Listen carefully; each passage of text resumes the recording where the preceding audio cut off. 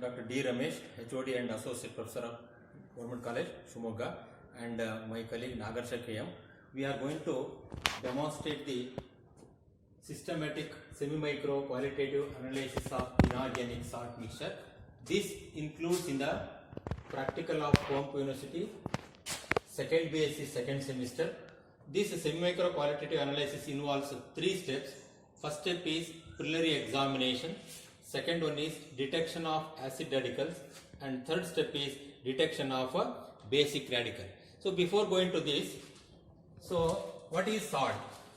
Salt is a product of the combination of acid and base. For example, hydrochloric acid react with the sodium hydroxide. So this is an acid, this is a base to form a sodium chloride is the product.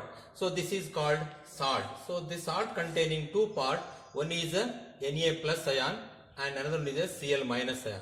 So this Na plus ion is called a basic radical and Cl minus is called a acid radical. So this is also known as a cation and anion. So the detection of the cation and anion present in the salt mixture is called analysis, that is systematic semi-micro qualitative analysis. So systematic means you have to follow the certain rules. That is the first you have to find out the preliminary examination, then detection of acid radical and detection of a basic radical. So in this case you have to take a small quantity of the sample for each testing. Okay. So the preliminary examination. So now I am going to demonstrate one salt. So this is a salt mixture containing one acid radical, 2 acid radical and 2 basic radical, and this is colorless compound. So therefore the color is a colorless. You have to write colorless, and it is a amorphous or crystalline. You have to rub like this. This is like a crystal. So therefore it is called crystalline salt. And then solubility.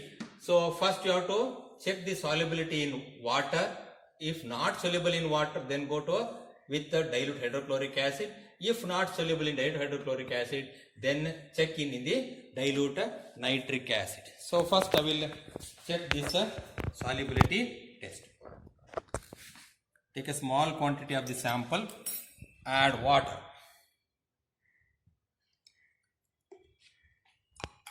So shake well. So first you have to observe the initial crystal quantity, and after shaking with water, you just observe quantity. So it is soluble in water. So therefore salt is soluble in water. So you have to write solubility, it is soluble in water. So now detection of acid radicals. So these acid radicals are further classified into 3 groups. First group acid radicals such as carbonate and bicarbonate. Second group acid radicals fluoride, chloride, bromide, nitrate and nitrite. And the third group acid radicals are divided as borate and sulfate. So for each group there is one group reagent. So for the first group detection you have to add dilute hydrochloric acid, dilute HCl. For the second group you have to use the concentrated sulfuric acid. And for third group there is no common reagent, so therefore you have to test for individual group. So take the individual test for borate and there is an individual test for the sulfate. So this is called barium chloride test and ethyl borate test. And detection of basic radical. So once again basic radical.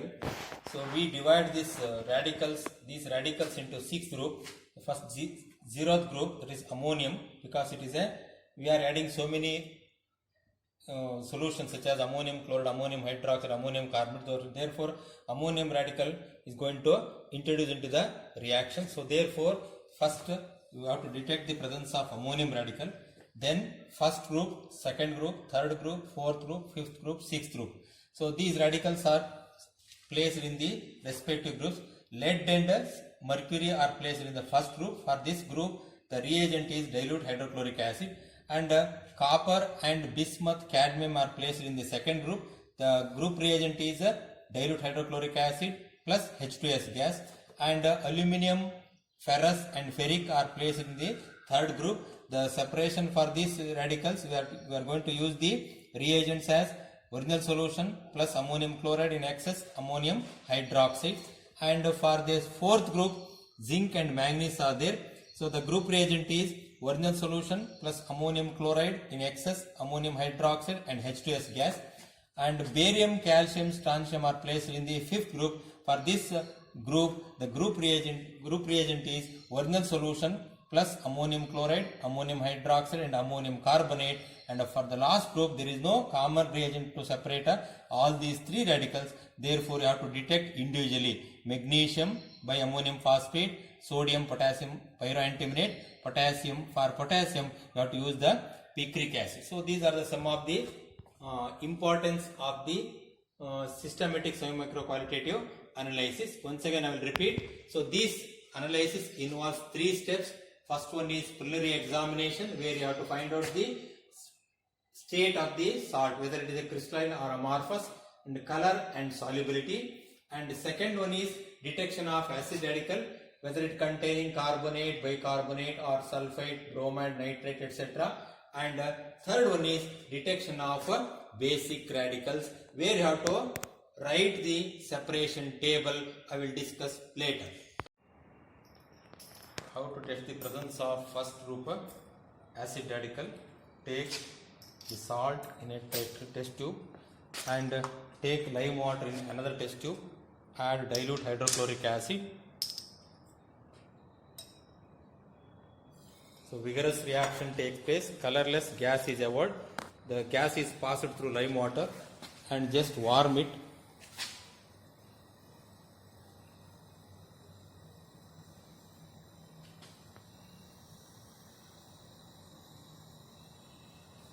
See, lime water turns milky. So that indicates that the salt may containing carbonate or bicarbonate. So now distinguish test between carbonate and bicarbonate. That is called a confirmation test for the carbonate acid radical. So now take small amount of the salt, add few drops of water and take lime water in another test tube. Now just warm it and pass the gas through the lime water. So this is a salt plus water. Boil it. Pass the gas through the lime water. If lime water turns milky, the salt containing bicarbonate. If does not turns milky, the salt containing carbonate acid radical.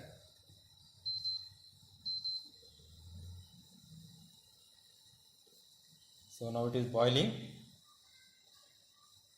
So bicarbonate salts on heating with water liberates carbon dioxide. So if bicarbonate is there, it liberates carbon dioxide. So then lime water turns milky. If carbonate is present, so when carbonate boil with water, it does not produce the carbon dioxide. So now see here, there is no milky. That indicates that salt containing carbonate radical only. So now I will show how to write the observations. So salt plus dilute HCl, brisk effervescence, we already observed it. So the colorless gas is evolved. This gas is passed through lime water. So lime water turns milky. When salt is treated with the dilute hydrochloric acid, so the salt may be containing carbonate or bicarbonate, because both of salt react to dilute HCl, liberate the carbon dioxide. So the salt may containing carbonate or bicarbonate. Then you have to distinguish between the carbonate and bicarbonate. That is called confirmation test for carbonate. So salt plus water, boil, pass the gas through lime water. Lime water does not turn milky. Already observed it. When it is boiled with water, does not give any carbon dioxide. Therefore, that indicates salt containing carbonate only. So therefore, carbonate is confirmed. We got one acid radical, that is the carbonate. So then pass on to the equation. What is the equation? So suppose the salt containing sodium carbonate, when it is treated the dilute HCl, it gives rise to sodium chloride, water and carbon dioxide. This carbon dioxide gas is passed through lime water. Lime water means calcium hydroxide.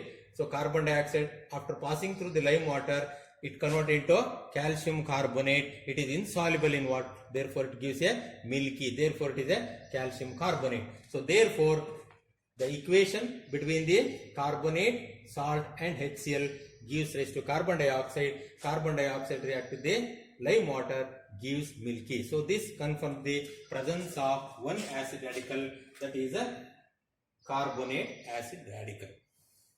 So we already detect one acid radical. So now I have to detect the another acid radical that may be present in the second group. So take a small quantity of potassium salt and add equal quantity of the potassium dichromate. After detecting one acid radical that is present in the first group, now we are going to detect the another acid radical that may be present in the second group. Take a small quantity of the salt mixture in a dry test tube, add few drops of concentrated sulfuric acid. If vigorous reaction takes place, that indicates one acid radical may be present in the first group. So now you have to detect whether fluoride, chloride, bromide, nitrate or nitrate may present in the salt. Take a wetted glass and held near the mouth of the test tube. If it gives a white coating on the glass rod, that indicates the presence of fluoride. No white coating on the glass rod, therefore fluoride is absent. So now take a glass rod and it is dipped in the ammonium hydroxide and held near the mouth of the test tube. It gives a white dense fume. That indicates that it produces chloride ion that react with the ammonium ion to form a ammonium chloride. The white dense fume is a ammonium chloride salt. So that indicates the presence of the chloride acid radical. Suppose it does not give any white dense fume, then you have to add a piece of copper turnings. If the solution turns blue in color, that indicates it may contain a nitrate. Or after adding sulfuric acid in cold condition, if it gives a brown vapors, that indicates the bromide. So no brown fumes in the cold condition, bromide absent. So therefore no white coating on glass rod dipped in the water, no fluoride. So it gives only a white dense fume when a glass rod dipped in the ammonium hydroxide and held near the mouth of the test tube. This indicates the presence of chloride acid radical. The next step is you have to give the confirmation test for the chloride. So for that test is called a chromyl chloride test. So I will demonstrate how to perform the chromyl chloride test. Take a small quantity of the salt in a test tube, add equal quantity of the potassium dichromate. Now add few drops of concentrated sulfuric acid. So now take another one test tube containing sodium hydroxide.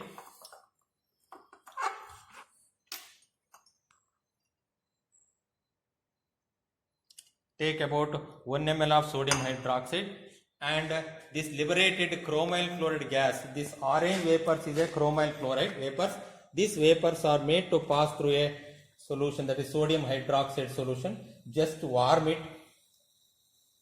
slowly warm it, and this liberated gas, chromyl chloride gas, is made to pass through the sodium hydroxide. You observe the gas which is passing through the another test tube containing sodium hydroxide.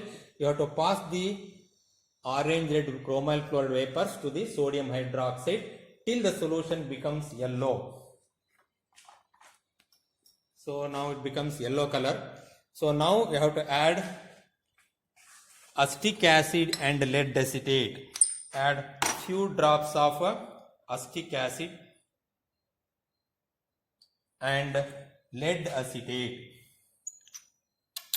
If it gives a bright yellow precipitate, indicates the presence of chloride acid radical. So bright yellow precipitate, this is nothing but a lead chromate. Bright yellow precipitate is a lead chromate. Chromyl chloride react with the sodium hydroxide to form sodium chromate. So sodium chromate and lead acetate gives rise to lead chromate. So this bright yellow precipitate indicates the presence of chloride acid radical. Now I will show how to represent the results in the observation book. So detection of second group acid radical. The reagent is a concentrated sulfuric acid. Take a small quantity of the salt in a dry test tube and add few drops of concentrated sulfuric acid. Vigorous reaction takes place. When vigorous reaction takes place, that indicates it may containing second group acid radical. It may be a fluoride, chloride, bromide, nitrite or nitrate. Any one of these radicals may be present. So now colorless gas is evolved, which is made to pass through a this gas is when a glass rod dipped in ammonium hydroxide held near the mouth of the test tube, it gives a white dense fumes, due to the formation of a ammonium chloride. So therefore it may containing chloride acid radical. So this chloride acid radical is confirmed by the confirmation test called a chromyl chloride test. Chromyl chloride test. So how to add salt plus equal quantity of potassium dichromate and a few drops of concentrated sulfuric acid, warm. So orange red vapors are formed. These vapors are made to pass through sodium hydroxide till solution becomes yellow. So to this yellow solution add acetic acid and lead acetate.